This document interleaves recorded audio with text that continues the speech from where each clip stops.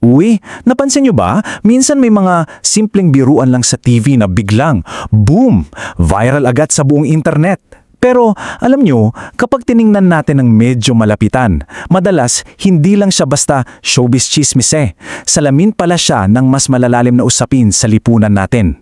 Kaya ngayon, hihimayin natin sa pagsusuring ito ang isang issue na nagsimula bilang isang simpleng joke pero nauwi sa isang napakalalim na usapan tungkol sa komedya, empatya at serbisyo.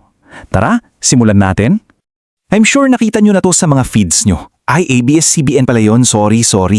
Isang napakabilis na hirit on air galing kay Joey De Leon. Literal na ilang segundo lang, di ba? Pero teka, nganig nito ang buong internet. So mapapaisip ka talaga, bakit nga ba naging meat siya ng ganito kalaking gulo ang isang napakasimpleng birong ito? Pumunta tayo sa unang bahagi, ang kontrobersyal na biro. Kasi ganito yung nangyari. Tulad ng madalas sa panahon ngayon, na-eclip agad yung on-air moment na yon at kumalat na parang wildfire online. At dito natin nakita yung dalawang mundong nagkabanggaan. Dun sa loob ng studio, tawanan. Alangan naman, di ba? Natural na reaksyon yon sa isang noontime show na nagbibigay saya. Pero sa kabilang banda, pag-scroll mo sa social media, ibang-iba. Umapaw yung matinding pagkadismaya at sakit galing sa mga kapamilya fans. Imagine, iisang pangyari lang, pero magkaiba ang naging dating sa mga tao. Dito tayo papasok sa ikalawang bahagi, ang kalikasan ng komedya. Para mas mahimay natin to, hihiramin natin yung pananaw ng isa pang veterano sa industriya, si Vice Ganda. Instead na makisawsaw sa galit, nagbigay siya ng medyo analytical na take. Sabi niya at quote, "Hindi natin masasaklawan ang komedyante. Hindi rin natin masasaklawan ang reaksyon ng mga taong makakarinig ng joke." Basically, nililinaw niya na sa mundo ng entertainment, dalawang bagay ang hindi mo talaga pwedeng kontrolin. Yung isip ng nagpapatawa at yung puso ng mga nakikinig. Kumbaga, ito yung tinatawag nating dual validation. Ayon kay Vice, komedyante si Sir Joey, so mandato niya talagang mag-joke on air. Valid yon. Pero the catch is, 100% valid din yung karapatan ng mga tao na masaktan o hindi matuwa sa narinig nila. Walang dapat i-invalidate sa dalawang yan. Ang komedya kasi laging two-way street eh. Nagtatagpo palagi yung intention mo at kung paano yung tinanggap ng audience mo. Pangatlong bahagi, higit pa sa intriga. Kasi kung showbiz chismis lang ang pag-uusapan natin, naku, mamimiss natin yung mas malaking picture eh. So paano nga ba tumugon si Vice Ganda personally? Imbes na makipagbardagulan o sumali sa ingay sa internet, pinili niyang umiwas sa drama. Nag-focus na lang siya sa pagdadasal at pagsuporta sa network nila. Ang ganda nitong paalala para sa atin na kahit sobrang ingay ng internet, may kapangyarihan pa rin tayong pumili kung saan natin ibubuhos yung energy natin, di ba? Pero teka, bakit ba sobrang big deal nito? Bakit ganun na lang kasensitibo ang mga tao pagdating sa isyung ito? Well, babalik tayo sa isang partikular na taon, 2020. Ito yung taon kung kailan opisyal na nawala ng prangkisa ang ABS-CBN. Yung lungkot at bigat na pinagdaanan ng libu-libong tao noon, yun ang pinakadahilan kung bakit hanggang ngayon may nakakabit pa rin napakabigat na emosyon sa tuwing nababanggit ang network. Hindi siya basta-basta nakakalimutan.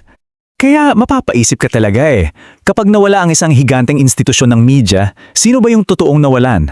Madalas kasi, ang nakikita lang natin yung mga sikat na artista o yung mga executives na nagkakaproblema. Pero hanggang doon lang ba talaga yung kwento?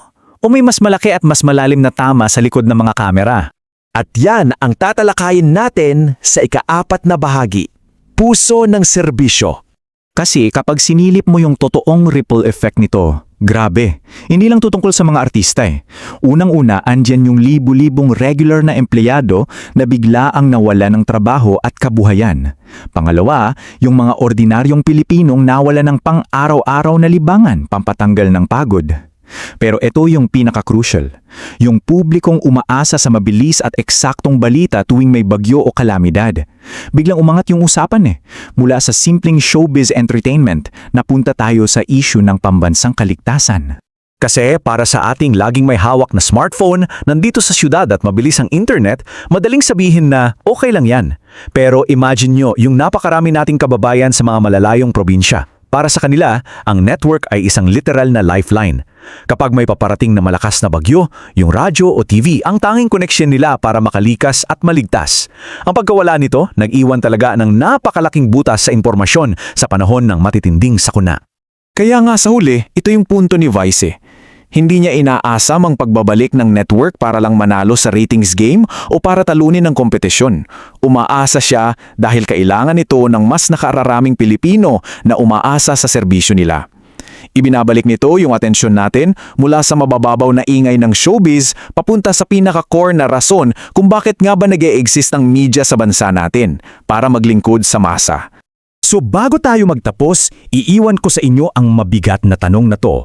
Paano nga ba natin talaga babalansehin yung kalayaan ng sining at komedya laban sa napakabigat na responsibilidad ng public service? Sa susunod na may mag-viral na namang issue sa timeline natin, baka magandang silipin muna natin yung mga totoong buhay at kwentong nakakubli sa likod ng mga pinapanood natin. Maraming salamat sa pagsama sa pagsusuring nito. Manatiling mausisa at patuloy tayong matuto. Hanggang sa muli!